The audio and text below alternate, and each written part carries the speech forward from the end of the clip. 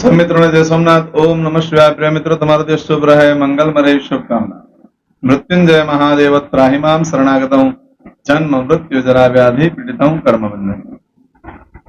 આજે સોમ પ્રદોષ છે। પ્રદોષનો વ્રતનો આરંભ આજથી થઈ શકે છે।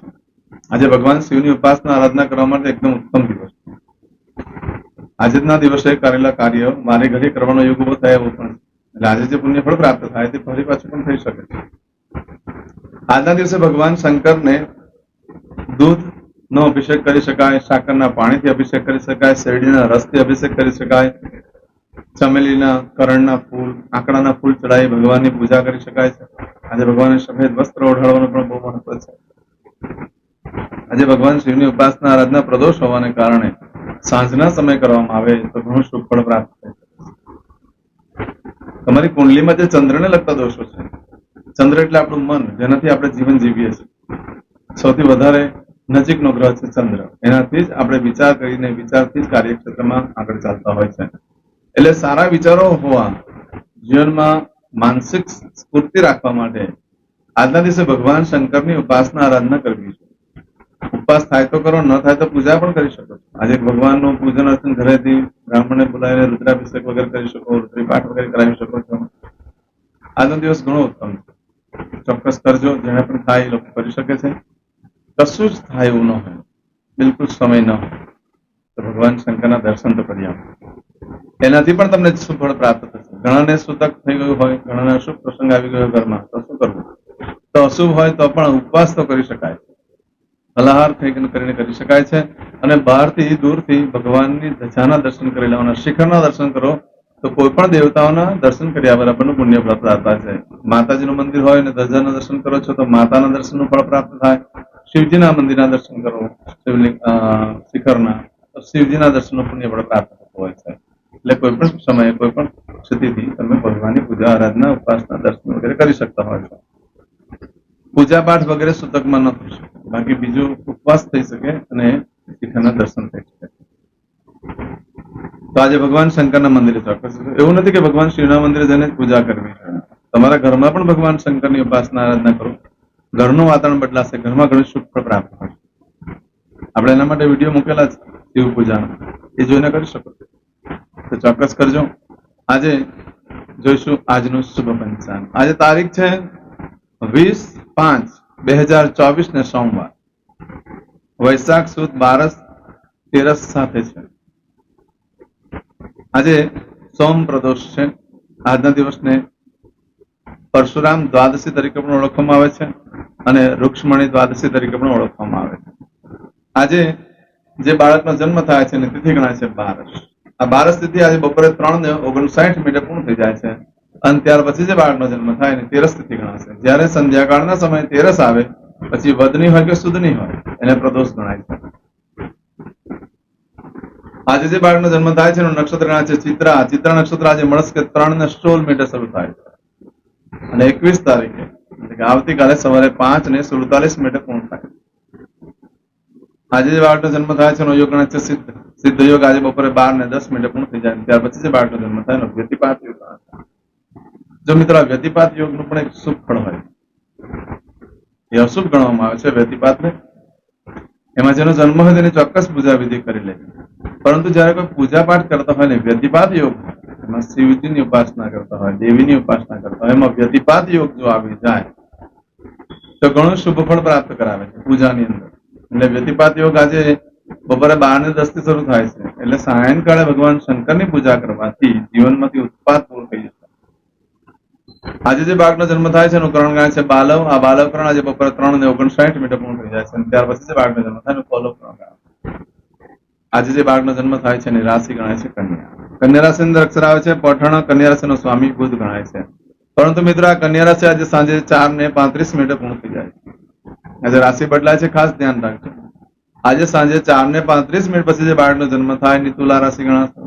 તુલા રાશિની અંદર અક્ષર આવે છે ર અને ત। તુલા રાશિનો સ્વામી શુક્ર છે।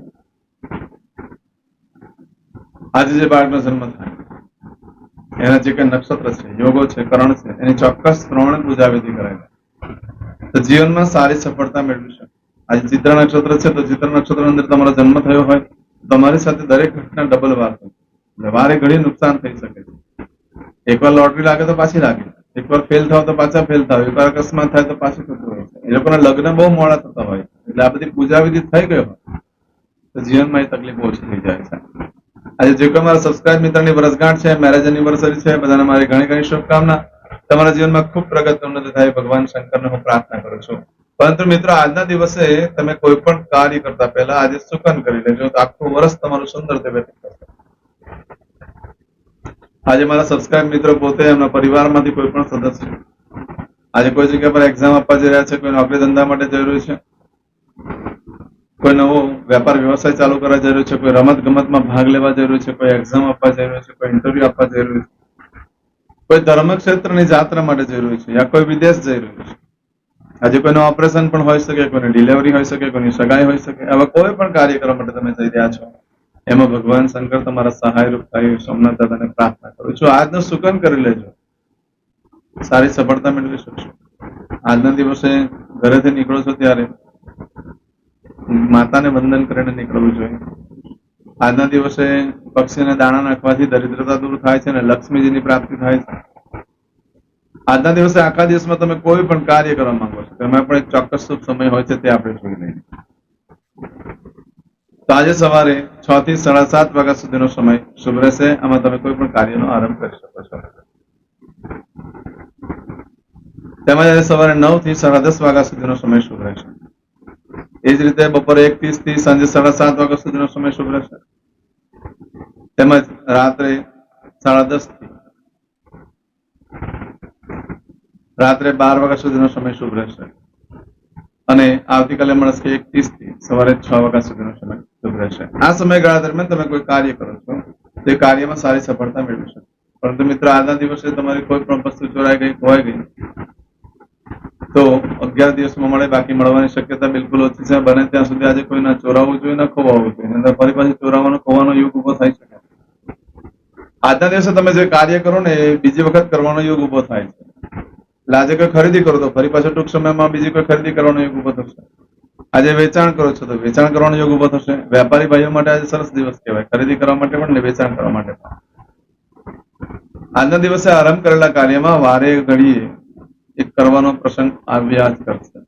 તે માટે એવા ધંધા વેપાર જે હોય તે કરવાથી, ધારો કે કોઈ વસ્તુની ખરીદી કરી લો છો આજે, તે ફરી પાછી 15 દિવસમાં, મહિનામાં ખરીદી કરવાનો યોગ ઉભો થશે. આજના દિવસે વેપાર ધંધો કરતા વ્યક્તિઓ માટે ઉત્તમ દિવસ. આજે કોઈ નવી બ્રાન્ચ ચાલુ કરવાની તો કરી શકાય, ફરી પછી નવી બીજી બ્રાન્ચ બની શકે છે. આજના દિવસે લગ્ન નહીં કરવાનું, પાછા લગ્ન કરવાનો યોગ ઉભા થશે. આજના દિવસે પિકનિક વગેરેનું પણ આયોજન કરવું ઉત્તમ ગણાય છે. એમાં ઘણો આનંદ મળે છે અને ઘણી સારી સફળતા મળે છે. કારણ કે પિકનિક છે એના માટે જે પણ આપણે બહાર જતા હોય છે ખાવા પીવા માટે યા ફરવા માટે, એ આજે જશો તો ફરી પાછું જોવાનું થાય. એ ખુશીની વસ્તુ છે, વારે ઘડીએ થવાનો યોગ ઉભો થશે. આજે દસ્તાવેજ ઉપર સાઇન કરવા માટે પણ ચાલે એવો દિવસ છે. આજના દિવસે બને ત્યાં સુધી નવા વસ્ત્ર ધારણ ના કરશો. આજે નવા વસ્ત્ર ધારણ તમે કરશો તો પ્રેમમાં તિરાડ પડી શકે, વિઘ્ન સંતોષીઓનો સામનો કરવો પડે છે, ભાઈ બંધુઓમાં મન દુઃખ થઈ શકે છે, કપડા પર અણગમો થઈ જશે. આ પ્રેમમાં તિરાડ પડી શકે એ બાબત જે છે ને, એમાં ઘણા ફોન આવે છે કે પતિ પત્ની વચ્ચેની જે પ્રેમ છે તે પણ ગણી શકાય, માતા પુત્રનો પણ પ્રેમ ગણી શકાય, પિતા પુત્રનો પણ પ્રેમ ગણી શકાય. જ્યાં પ્રેમ શબ્દ આવે છે ત્યાં જે રિલેશન તમારું થતું હોય એમાં તિરાડ પડે છે. એટલે વિઘ્ન સંતોષીઓનો સામનો કરવો પડતો હોય છે. માટે બને ત્યાં સુધી આજે નવા વસ્ત્ર ધારણ ન કરશો. આજે કરશો આજનો સંકલ્પ, ચમચીમાં પાણી લઈ લો. અદ્યતન માસના માસોત્તમ પરમ પવિત્ર વૈશાખ માસે શુભે શુક્લ પક્ષે દ્વાદશીયામ અંતર્ગત ત્રયોદશીયામ ચંદ્રવાસ વિત્તાયામ. દરેક જણાએ પોતાનું ગોત્ર બોલવાનું છે. ગોત્ર ખબર નહીં હોય તો કાશ્યપ ગોત્ર બોલવાનું છે. હવે દરેક જણા બોલવાનું ઉત્પન્નેન, પછી તમારું નામ બોલી જાઓ. હવે બોલો મમ આત્મન શ્રુતિ સ્મૃતિ પુરાણોક્ત પુણ્ય ફલ પ્રાપ્તિ અર્થમ ઐશ્વર્યાદિ અભિવૃદ્ધિ અર્થમ અપ્રાપ્ત લક્ષ્મી પ્રાપ્તિ અર્થમ પ્રાપ્ત લક્ષ્મ્યાઃ ચિરકાલ ક્ષૌ રક્ષણાર્થ સકલ મન ઈપ્સિત કામના. હવે તમારા મનમાં જે કઈ ઈચ્છા હોય તે બોલી જાઓ.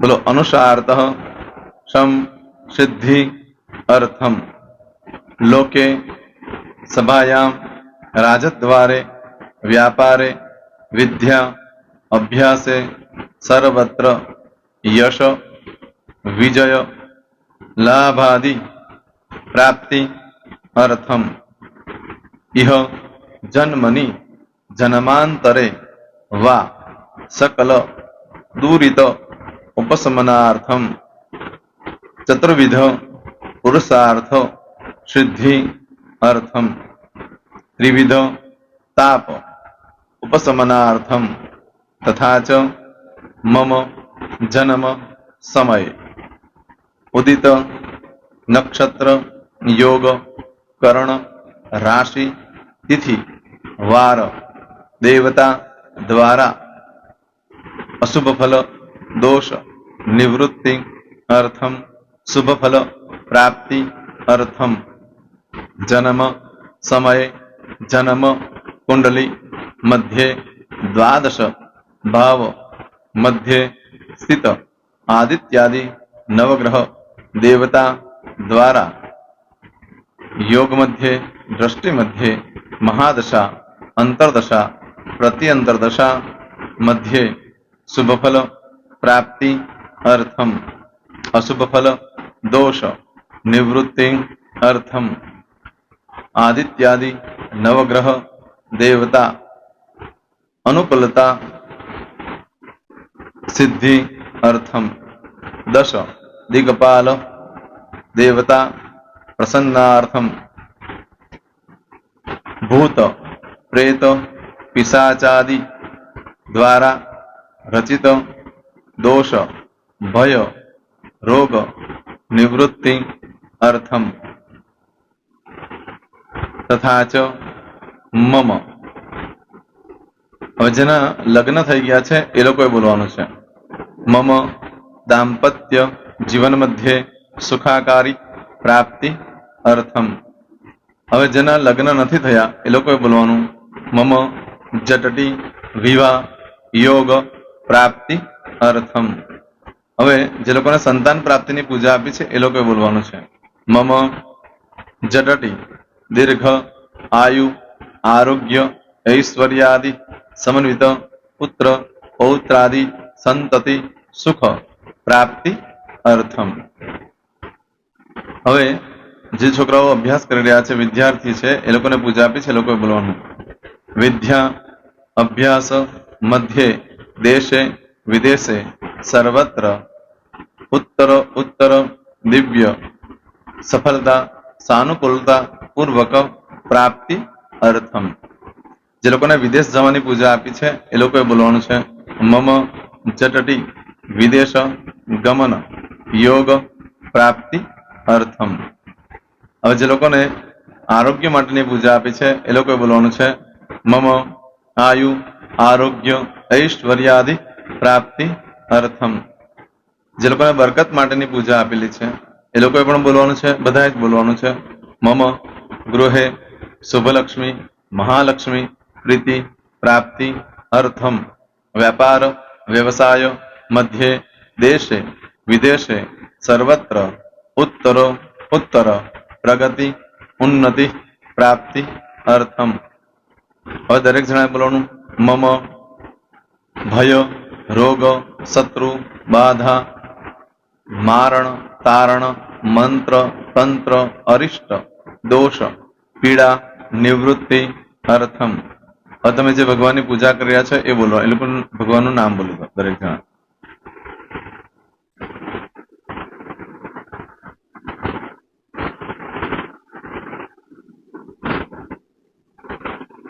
બોલો દેવતાના પૂજન અર્ચન અહમ કરીશ્યે. પાણી મૂકી દેવાનું છે.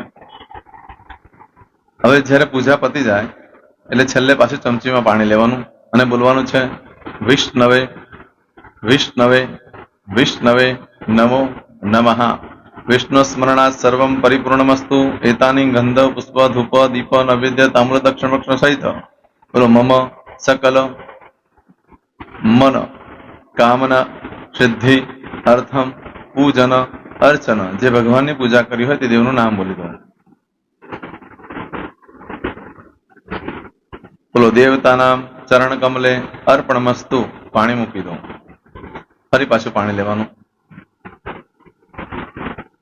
પૂજન અર્ચન તત્સત બ્રહ્માર્પણમસ્તુ. નીચે જમીન પર પાણી મૂકી દો. એમાં આંગળી કસી કપડામાં તિલક કરી દો. બે હાથ જોડી ભગવાનને વંદન કરવાના.